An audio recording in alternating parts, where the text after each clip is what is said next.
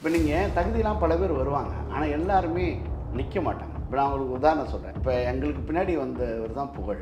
அவர் ஒன்றும் பெரிய காமெடிலாம் ஜோக்காக சொல்லலை. மக்கள் ஒரு அங்கீகாரம் கொடுத்து அவருக்கு ஒரு இடத்த கொடுத்துருக்காங்க. இப்போ ஏன் அதை சொல்கிறேன்னா, இங்கே ஜெயிக்கிற பல பேர் மேடையில் ஜெயிக்க மாட்டாங்க. நான் என்ன மொழி பேசுகிறேன், எப்படி மக்களுக்கு ரீச் ஆகுதுன்னு தான் ரொம்ப முக்கியம். அதை ரொம்ப ரொம்ப தெளிவாக பண்ணிட்டாலே நம்ம அதில் நாங்கள் கிங்கு. ஏன் நாங்கள் கிங்குனா, நாங்கள் அங்கேருந்து அங்கே வந்தோம். இப்போ நீங்கள் ஒரு 10 பேரை உட்கார வச்சுட்டு ஏற்கனவே சிரிக்க தயாராக இருக்கிறவனை நீங்கள் சிரிக்க வைக்கிறது பெரிய விஷயமே இல்லை. யாருனே இல்லை, ஒரு பீடி பிடிச்சிட்டு அந்த பக்கம் போயிருப்பான், ஏதோ ஒன்று நடக்குதுன்னு பார்த்துருப்பான். நல்லா இருக்குங்களா, சிரிப்பாருடா, காமெடி, உட்காரு மாமா நல்லா இருக்குது மாப்பிளா, இந்த பட்டி பண்ணுறான் வாயா அப்படின்னு 4 பேர் கூப்பிடுவான். அவனை ஆடியன்ஸை மாற்றுறது பெரிய விஷயம்.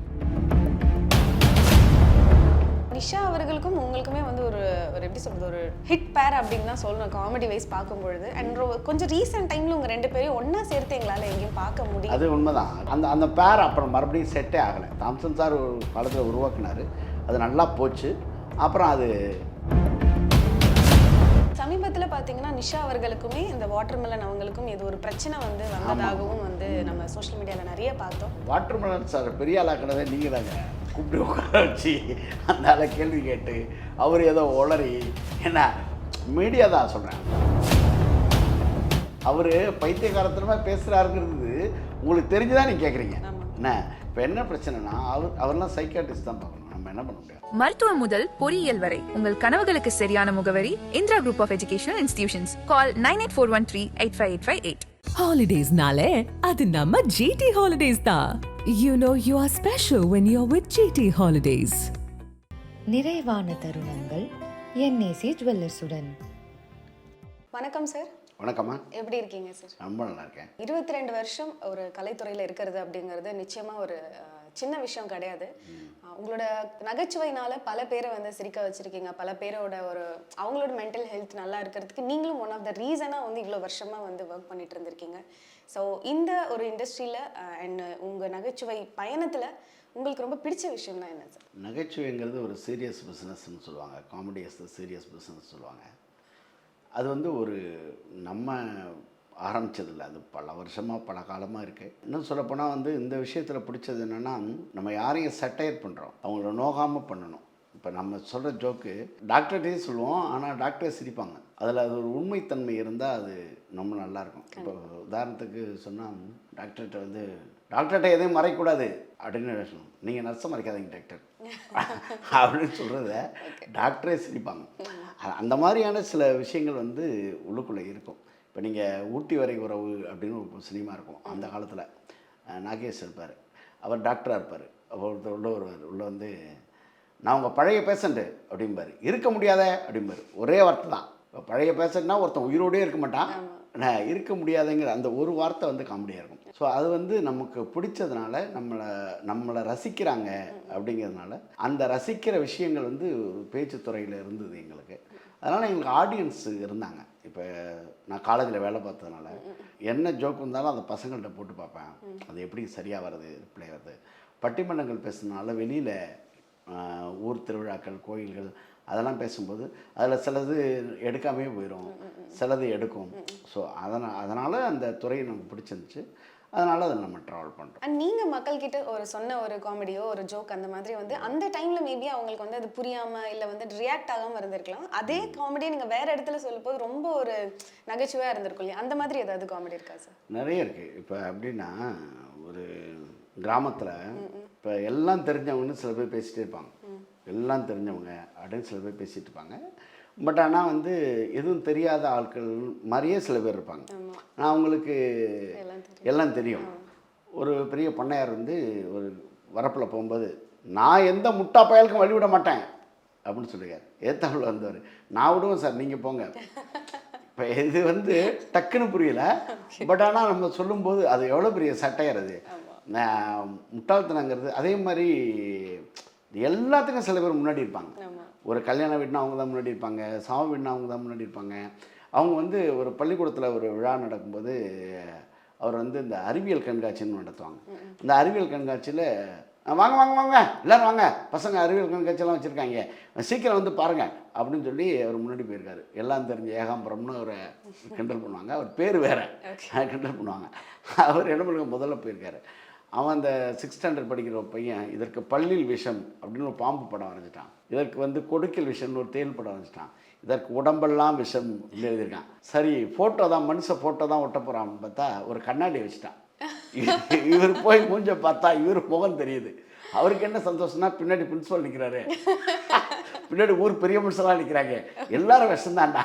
இப்போ ஒரு காமெடி தான், அதுக்குள்ளே எவ்வளோ பெரிய விஷயத்த அழகாக எல்லா மனுஷனுக்குள்ளேயும் ஒரு விஷம் இருக்குது அப்படிங்கிறத சொல்ல முடியும்.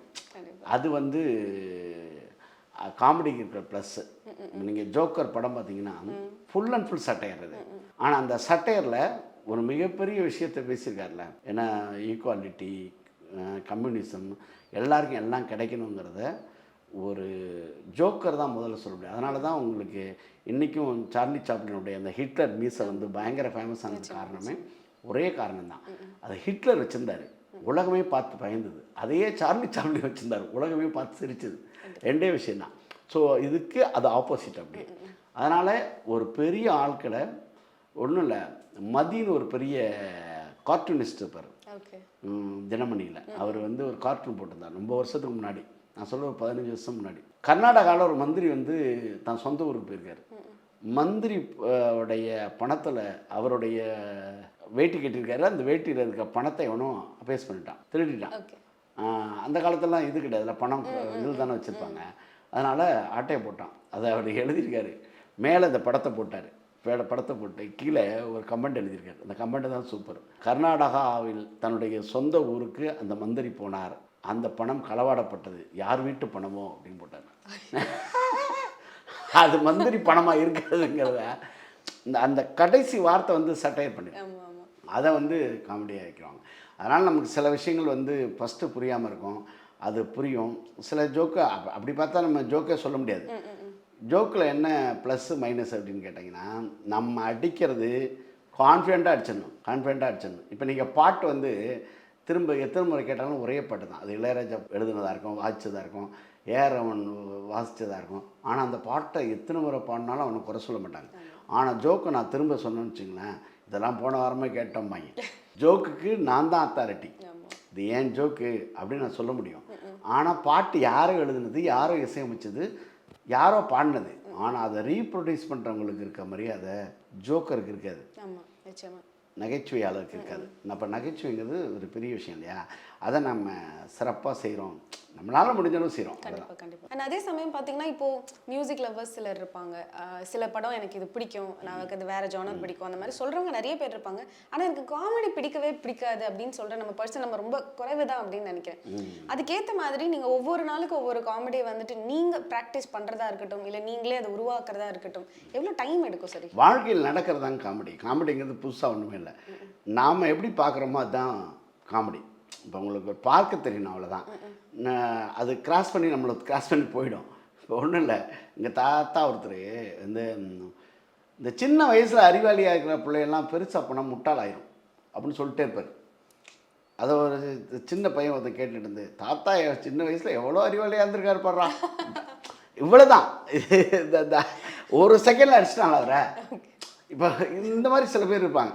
இந்த பேசுகிற விஷயங்களே நகைச்சுவையாக இருக்கும். ஒருத்தர் வந்து கடவுள்கிட்ட வேணாராம், கடவுளே எனக்கு பொட்டி நிறைய பணம் இருக்கணும், ஏசி ரூம் இருக்கணும், நான் பால் அங்கே உட்காந்துருக்கணும், யாரும் என்னை எந்த கேள்வியும் கேட்கக்கூடாது அப்படின்னு யோசிச்சாராம். அடுத்த நாள் பார்த்தீங்கன்னா ஏடிஎம் வாசலில் செக்யூரிட்டி ஆஃபீஸராக இருந்தாராம்.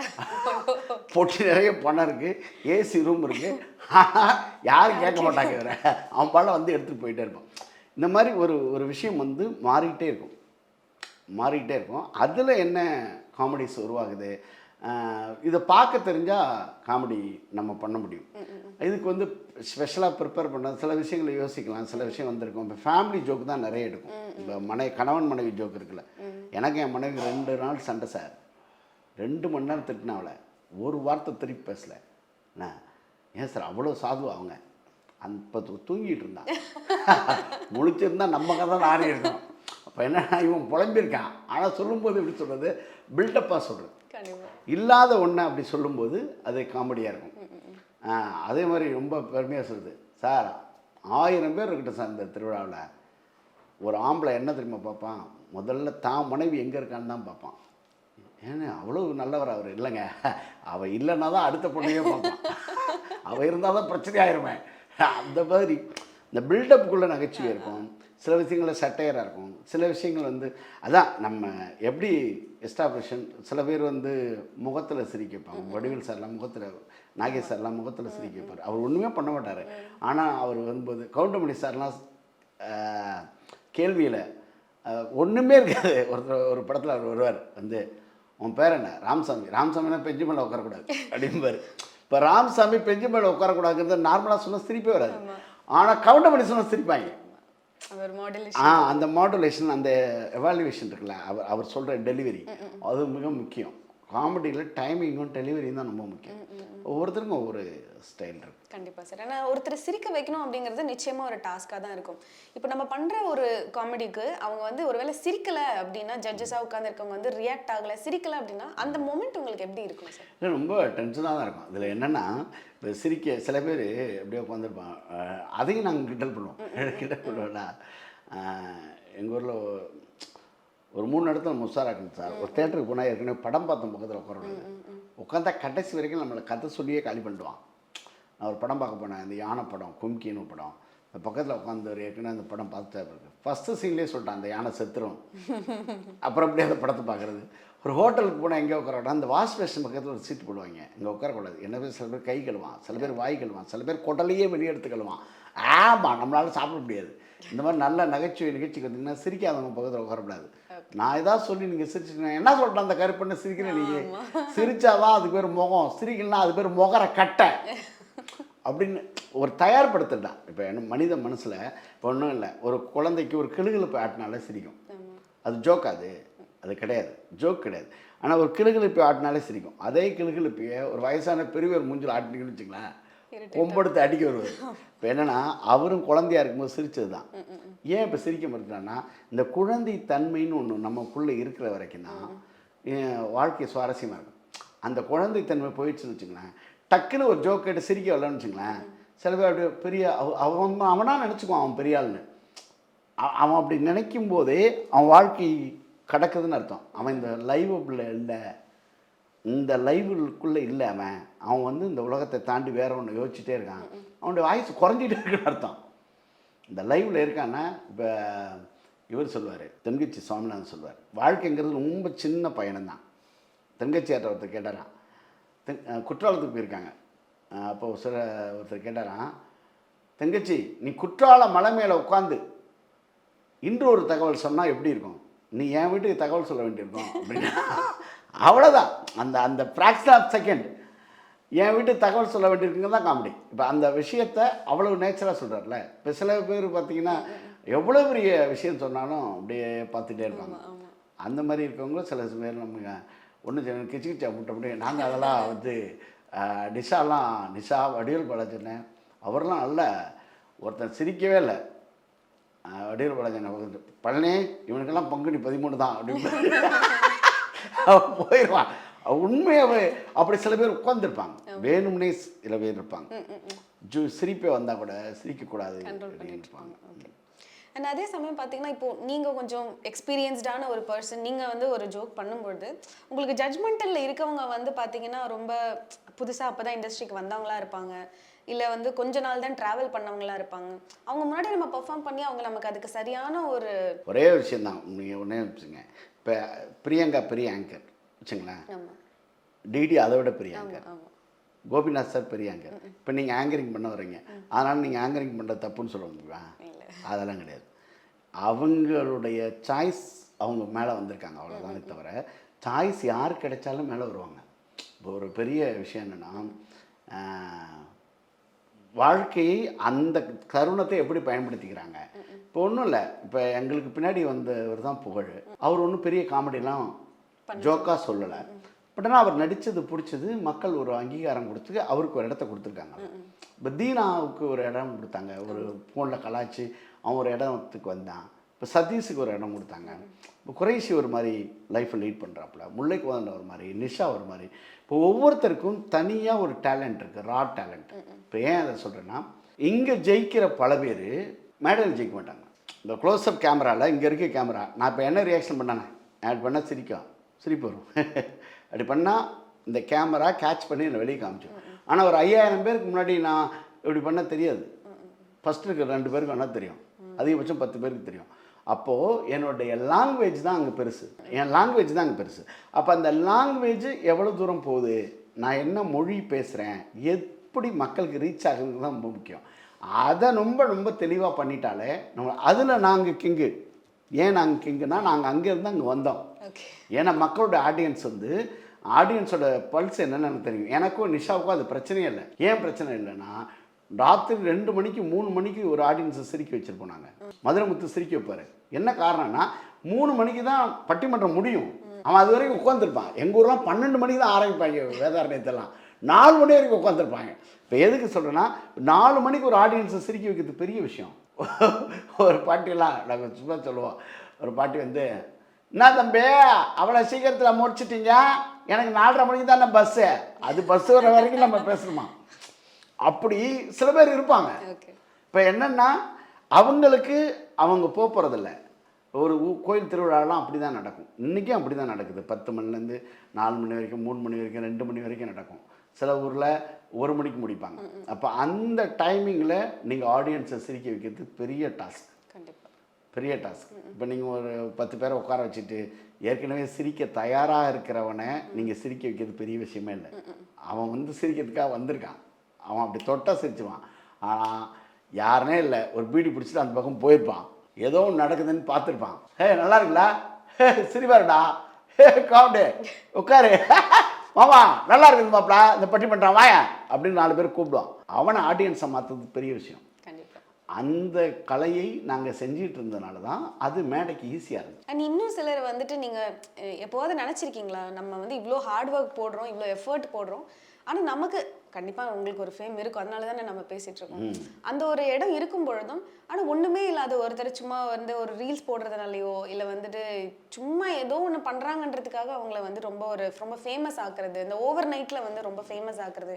இந்த ஃபார் எக்ஸாம்பிள் இந்த வாட்டர் மெலன் அந்த ஸ்டார் அவர் மாதிரியெல்லாம் ஒரு ஆட்கள் இருக்கும் பொழுது அவங்களெல்லாம் பார்த்து எப்போது யோசிச்சிருக்கீங்களா, ஏன்டா இப்படி ஒரு ஆளை வளர்த்து விடுறாங்க? இது உண்மை, எல்லாருக்கும் இந்த கோபம் இருக்க தான் செய்யும். பட் ஆனால் சர்வேல் ஆஃப் த ஃபிட்டஸ்ட் தான், தகுதியுள்ளவை தப்பி பிழைக்கும், எது நீண்ட கால பயணம் செய்யும். இப்போ என்னை எடுத்துக்கிட்டிங்கன்னா, நான் ஒரு பேராசிரியர், எம்ஏ எம்பில் பிஹெச்டி டாக்டரேட் பட்டவங்கன்னு ஒரு பேராசிரியர். நான் ஒரு 15 வருஷம் வாத்தியார் வேலை பார்த்தேன். நான் ஒரு இண்டஸ்ட்ரிக்குள்ளே வந்தேன். இப்போ நான் அது மட்டும் நான் பேச மாட்டேன். ஒரு மேடையில் போனேன், நான் வந்து எல்லாமே பேசுவேன். இப்போ நான் வந்து மொழியை பற்றி பேசுவேன்.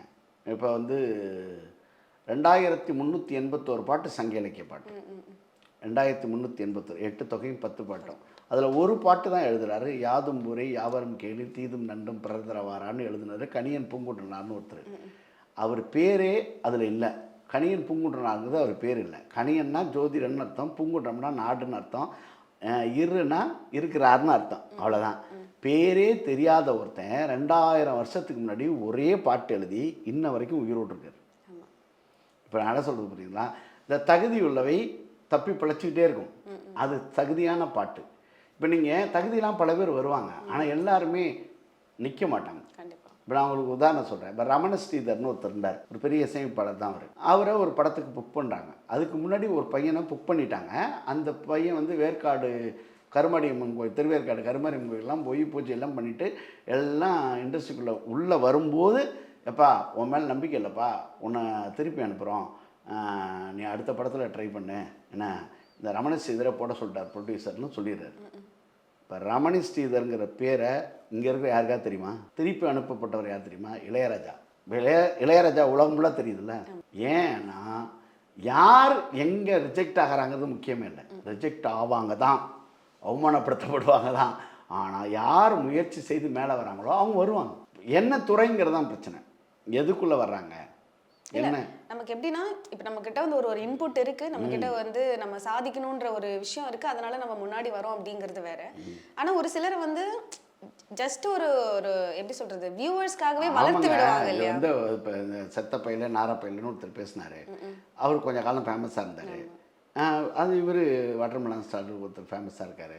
இன்னும் சில பேர் வந்து சில பெண்கள்லாம் அப்படி இருக்கிறாங்க. நான் பேர் சொல்ல விரும்பலன்னு வச்சுக்கோங்க. ஸோ அது மாதிரி சில பேர் இருக்காங்க. அவங்க சில பேர் வருவாங்க, ஆனால் நீண்ட காலம் அவங்க இருப்பாங்களா அப்படின்னா தெரியாது. ஓகே. நீங்கள் அவங்கள கூப்பிட்டு ஒரு பெரிய பெரிய ஒரு கல்வி நிறுவனங்கள் அவங்கள கூப்பிட மாட்டாங்க. ஆமா. ஒரு பெரிய இண்டஸ்ட்ரீஸில் ஒரு பெரிய படித்த மரியாதைக்குரிய எந்த சபையும் அவங்கள அழைக்காது. இந்த சொல்ல புரியுதுங்களா? ஒரு பெரிய சபை அழைக்காது. கொஞ்ச நாள் இருப்பாங்க. எல்லாருக்குமானதான உலகம். இப்போ நான் என்ன சொல்கிறேன், இவங்க தான் இருக்கணும் அப்படின்லாம் ஒன்றும் இல்லையா. அவங்க ஏதோ ஒன்று பண்ணுறாங்க, அது சில பேருக்கு பிடிச்சிருக்கு. ஒன்றும் இல்லைங்க, அப்துல் கலாம் வந்தால் கூட்டம் கம்மியாக தான் இருக்கும். ஒரு நடிகர் வந்தால் கூட்டம் அதிகமாக தான் இருக்கும். அதுக்காக கலாம் கம்மியானவர்னு சொல்ல முடியாதுல்ல. விஷயம் தான். இப்போ உங்களுக்கு டேலண்ட் இருந்தால் அந்த டேலண்ட் வந்து உங்களை உயர்த்தும். அதை நம்பணுமே தவிர இதை நினச்சி வருத்தப்படக்கூடாது. வருத்தப்பட்டால் வாழ முடியாது. அண்ட் சமீபத்தில் பார்த்தீங்கன்னா நிஷா அவர்களுக்குமே இந்த வாட்டர்மெலன் அவங்களுக்கும் இது ஒரு பிரச்சனை வந்து வந்ததாகவும் வந்து நம்ம சோஷியல் மீடியாவில் நிறைய பார்த்தோம். அந்த டைமில் புகழ் அவர்களும் மாகாப்பா அவர்களுமே வந்து கம்ப்ளைண்ட்லாம் வர கொடுத்துருந்தாங்க. அதுக்கு வாட்டர்மெலன் வந்து என்னை மண்டையை அடித்து உடச்சிட்டாங்க, இவங்க எல்லாரும் கூட்டு சேர்ந்து என்னை அடிச்சிட்டாங்க அப்படின்லாம் வந்து ரொம்ப ஒரு ஒரு வித்தியாசமான ஒரு விஷயத்த வந்து பேசிட்டு சுத்திட்டு இருந்தாரு. அதெல்லாம் பார்க்கும்போது உங்களுக்கு எப்படி இருந்துச்சு? ஏன்னா நம்ம கூட ஒர்க் பண்ண சிலர்கிட்ட வந்து மிஸ்பிஹேவ் பண்ணியிருக்காங்க அப்படின்ற ஒரு விஷயம் எப்படி இருந்தது? வாட்டர்மெலன் சார் பெரிய ஆளாக்குனதே நீங்கள் தாங்க. கூப்பிட்டு உட்கார வச்சு அந்த ஆளை கேள்வி கேட்டு அவர் ஏதோ உளறி, ஏன்னா மீடியா தான் சொல்கிறேன். இப்போ அது கேள்வி கேட்டு அவர் பைத்தியக்காரத்தனமாக பேசுகிறாருங்கிறது உங்களுக்கு தெரிஞ்சுதான் நீங்கள் கேட்குறீங்க. என்ன இப்போ என்ன பிரச்சனைனா, அவர்லாம் சைக்காட்ரிஸ்ட் தான் பார்க்கணும். நம்ம என்ன பண்ண முடியும்? ஆனால் அவரே சொல்லிப்பாரு, நான் வந்து ஒரு பெரிய டாக்டர் அப்படின்னா அவர் சொல்லிக்கிறாரு. நம்ம என்ன பண்ண முடியும்? இப்போ அவரெல்லாம் வந்து மாக்காப்பாவுக்கு ஈக்குவலாக, அவர் புகழுக்கு ஈக்குவலாக, அவர் வந்து நிஷாவோட சண்டை போடுறாங்களா? இன்னொன்று என்னன்னா, அதுதான் சொல்கிறேனே, சில பேரை இந்த உலகம் வந்து அப்படி கொண்டு வந்துடும். சும்மா அவர் சிவாஜின்னு அவர் சொல்கிறாரு, நான் சிவாஜி மாதிரி நடிகர்னு. சிவாஜி எவ்வளோ பெரிய இமயம். அதெல்லாம் வந்து அறிவிலித்தனம் தான். அதை ஒன்றும் நம்ம அவரை போய் நம்ம பெரிய ஆள் ஆக்க வேண்டியதில்லை. அவரை அப்படியே விட்டுறணும், அவ்வளோதான். நிறைய பேர் இருப்பாங்க அப்படி. இன்னமும் நீங்கள் ஏவிஎம் பக்கத்தில் 2 கதை வச்சுருக்கேன் சார், எடுத்தோன்னா நாளைக்கே பெரிய லெவலில் வரும் அப்படின்னு சொல்கிறவங்க இருப்பாங்க. அவருக்கு 75 வயசு இருக்கும். அவரை நம்ம ஒன்றும் பண்ண முடியாது. அவர் தோற்று கூட போயிருக்கலாம் மேபி. பட் ஆனால் என்ன செய்ய முடியும் அவரை? நிஷா அவர்களுக்கும் உங்களுக்குமே வந்து ஒரு எப்படி சொல்கிறது, ஒரு ஹிட் பேர் அப்படின்னு தான் சொல்லணும் காமெடி வைஸ் பார்க்கும்பொழுது. அண்ட் கொஞ்சம் ரீசெண்ட் டைமில் உங்கள் 2 பேரையும் ஒன்றா சேர்த்து எங்களால் எங்கேயும் பார்க்க முடியும். அது உண்மைதான். இப்போ அவங்க இண்டஸ்ட்ரியில் இருக்காங்க, நான் வேற ஒரு பக்கம் பயணம் செய்கிறேன். இன்னொன்று அவங்க ராமர் கூட ஒரு பேர் பண்ணாங்க, அது கொஞ்சம் காலம் போச்சு. இன்னொன்று காமெடி ஷோவே இப்போ வந்து ரொம்ப குறைவாயிடுச்சு. காமெடி ஷோங்கிறது ரொம்ப குறைவாயிடுச்சு. அதனால் குக் வித் கோமாளி மட்டும்தான் போயிட்டுருக்கு. அதுவே ராமர் மட்டும்தான் பண்ணுறாரு, நிஷா பண்ணல. நிஷா ஏதோ பேராக போய் பண்ணாங்க, அதில் வெளியே வந்துட்டாங்கன்னு நினைக்கிறேன். இப்போ அவங்க அந்த பேர் அப்புறம் மறுபடியும் செட்டே ஆகலை. அது தாம்சன் சார் ஒரு காலத்தில் உருவாக்குனார், அது நல்லா போச்சு.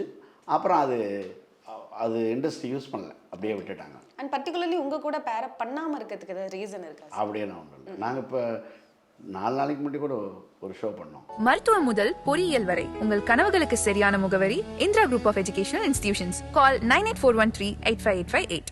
Holidays-nale, adu namma GT Holidays da. You know you are special when you're with GT Holidays. நிறைவான தருணங்கள் NAC ஜுவல்லர்ஸுடன்.